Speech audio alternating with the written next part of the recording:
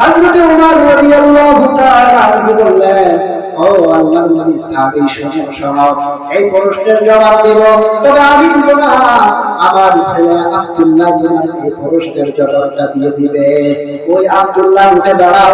হযরত আব্দুল্লাহ রাদিয়াল্লাহু তাআলা আনহু ওমর রাদিয়াল্লাহু তাআলা আনহু ছেড়ে উঠে দাঁড়ালেন।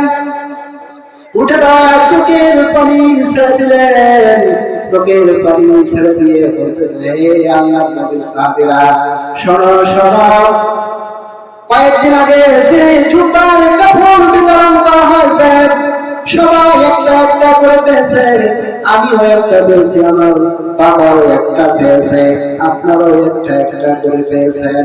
কিন্তু আমার বাবা অর্ধ পৃথিবীর খলিফা, অর্ধ পৃথিবীর বাদশাহ, আমি কোনোদিন দেখি নাই আমার বাবা একটা নতুন জুতা পরে